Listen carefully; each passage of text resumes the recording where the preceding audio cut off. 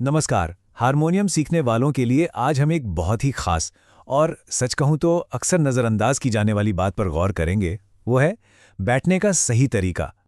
अब एक सवाल। क्या कभी सोचा है कि हारमोनियम सीखते वक्त एक छोटी सी मामूली सी लगने वाली गलती हमारी सारी मेहनत पर पानी फेर सकती है? जरा इस नंबर पर गौर कीजिए। 50%, जी हाँ, 50% गलत तरीके से बैठने पर सीखने की स्पीड इतनी, मतलब आधी तक कम हो सकती है।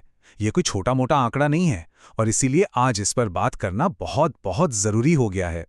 तो आखिर वो गलती है क्या जो इतने सारे लोग कर रहे हैं? चलिए अब बात करते हैं उसे एक आम गलती की, जो आपको जानकर हैरानी होगी लगभग 90% नए सीखने वाले करते हैं। और ये देखिए, 90%। ये कोई छोटा नंबर नहीं है।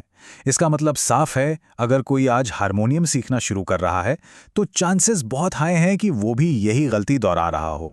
ठीक है, मान लिया कि ये एक आम गलती है, पर सवाल ये है कि इससे फर्क क्या पड़ता है?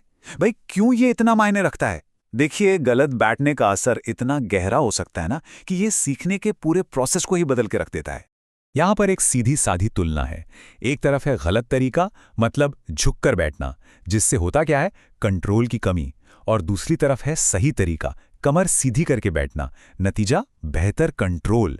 तो ये सिर्फ बैठने के तरीके का सवाल नहीं है, ये संगीत पर कंट्रोल का सवाल है। और पता है, ये एक के बाद एक होने वाली दिक्कतों की तरह है, बिल्कुल एक चेन रिएक्शन जैसा। देखिए, गलत बैठने से हाथ जल्दी थकते हैं। हाथ थकेंगे तो उंगलियों की मूवमेंट सही नहीं होगी, और जब मूवमेंट सही नहीं होगी तो साउंड कैसे साफ आएगा? इससे होता क्या है, कॉन्फिडेंस नीचे चला जाता है, और फिर लंबे समय तक प्रैक्टिस करना लगभग नामुमकिन सा लगने लगता है। अब इतनी सारी परेशानियां सुनकर घबराने की बिल्कुल जरूरत नहीं है। अच्छी बात यह है कि इसका जो समाधान है ना, वो बहुत ही आसान है।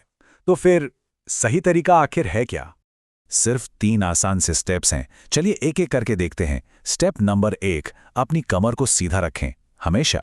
स्टेप 2, हारमोनियम को सही दूरी पर रखें, मतलब ना बहुत ज्यादा पास ना बहुत दूर। और स्टेप 3, हाथों को एक बिल्कुल आरामदायक नेचुरल पोजीशन में रखें। बस सिर्फ इतना ही करना है। और हाँ, एक और बहुत ज़रूरी टिप, अपने शरीर को रिलैक्स्ड रखें। उसे टाइट या अकड़ा हुआ बिल्कुल ना रखें, क्योंकि जब शरीर रिलैक्स्ड होता है ना, तभी हम ज़्यादा देर तक और ज़्यादा इफ़ेक्टिव तरीके से प्रैक्टिस कर पाते हैं। तो क्या है तेज़ी से सीखने का राज? देखिए, ये कोई बहुत मुश्किल टेक्निक नहीं है। असल में ये तो बस छोटे छोटे बदलाव हैं, जिनसे मिलते हैं बहुत बड़े नतीजे। तो इस पूरी बातचीत का जो सार है, जो सबसे ज़रूरी बात है, वो ये है कि एक छोटा सा चेंज, सिर्फ बैठने का सही तरीका हमारी पूरी लर्निंग स्पीड को बदल सकता है। इस बात को गांठ बांध लीजिए। तो चलिए, अब सिर्फ बातें नहीं, इसे अमल में लाने का वक्त है। आज से ही शुरू करते हैं और अपने संगीत को और बेहतर बनाते हैं। तो बस एक बात याद रखनी है, अगर हारमोनियम पे फास्ट प्रोग्रेस करनी है तो सबसे पहले अपने पोस्चर पर ध्यान देना शुरू करना होगा। तो आखिर में बस एक सवाल, अपने संगीत के लिए, उसे और भी खूबसूरत बनाने के लिए, क्या हम सब ये छोटा सा लेकिन बहुत ज़रूरी कदम उठाने के लिए तैयार हैं?